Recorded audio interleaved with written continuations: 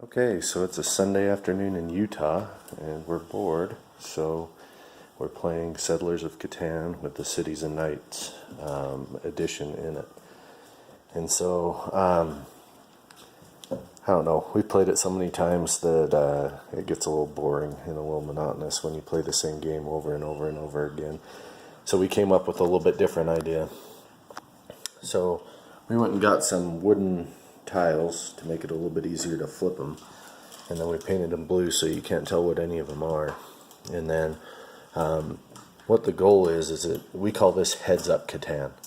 And so the only addition is that when you flip over the desert, that desert, because you don't know which one it is, that desert then becomes a gold hex, and so you can draw anything if that number's landed.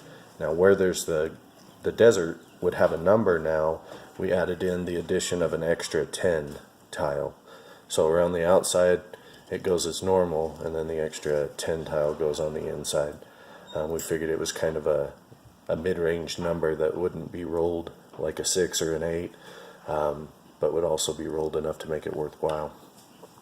And then the next version that we added that we're doing today on top of it is we're going to start the I don't know what to call it other than the Hunger Games edition on top of Heads Up Catan. And so all that deals with is right here on the A tile, number 5, when you get black ships and it goes through the whole scenario, once it crashes, all of the tiles move over 1. So they just continue to move over, and whatever you land on, then your numbers change significantly. So where you did have a 5 and a 10 before, now you have a 6 and a 3. So anyways, it's really fun. So with the Heads Up Catan, so when you start out, you place just like normal, and let's say that you wanted to place on an 8, 5, and a 4, and that was your first one, and then you wanted to place over here, with your second one, somewhere over in that area.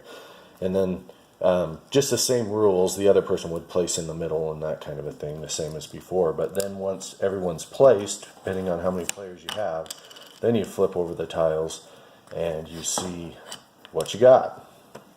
So with Cities and Knights, I lucked out. I got at least 2 of the 3 that I would need for a knight, but depending on what you get, sometimes you end up with 3 brick in a row because you have no idea what they are when you flip them over.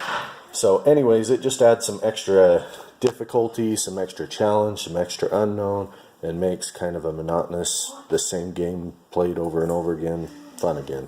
So anyways, yeah, hopefully you guys try it out and you like it.